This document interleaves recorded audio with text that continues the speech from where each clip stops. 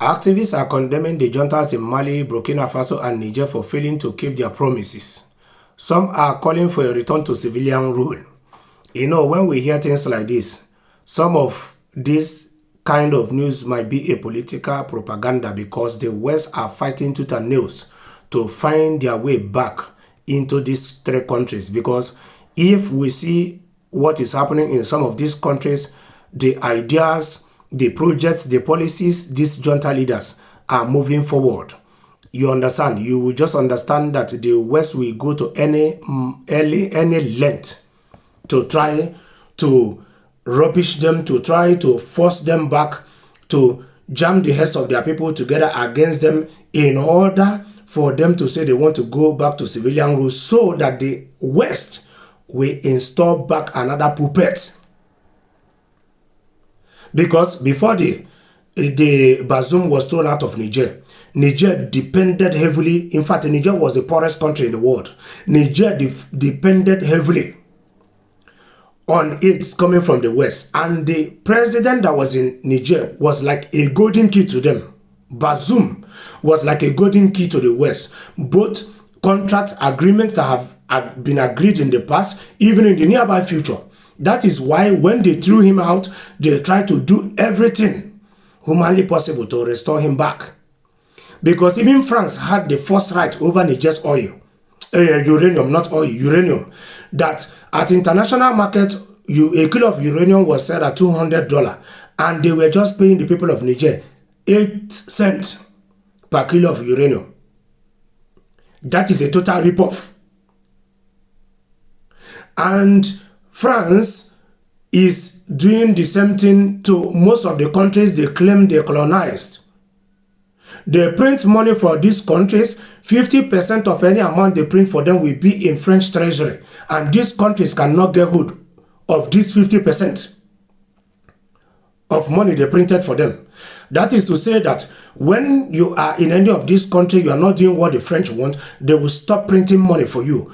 And when you can't find money to run the government, there will be anarchy in the land. Your people will start rising against you.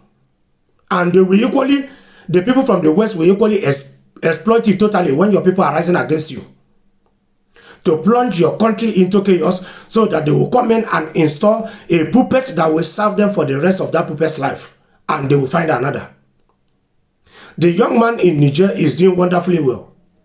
We can see all the developments. He even bought mobile hospitals for rural communities where the hospitals will not easily get to there. He's even building a school where men will be mentored how to become a good husband to their wives. Men that are already married and men that will in the future become husbands. He's doing a whole lot of transformation. He has even bought an airline for Air Burkina Faso. The same applies for Mali.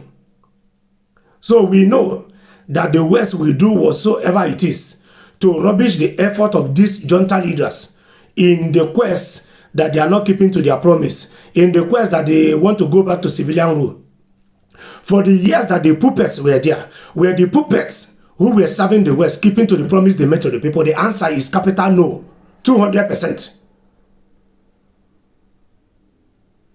How many times have they made attempt to remove these junta leaders? So this is a total issue of calling pot black. So they should rest. If the people of Niger or Burkina Faso or Mali or any country in Africa feel that, be it a junta leader or civilian leader, he is not leading them well, it's left for these people to genuinely rise up, to genuinely go to the streets and protest, to make their dissatisfiement hard, but not when it's coming from people from the West. Because they feel that the natural resources of Africa is their birthright. Then these same people turn around and preach democracy and human rights to you. I'm sorry, but no apologies.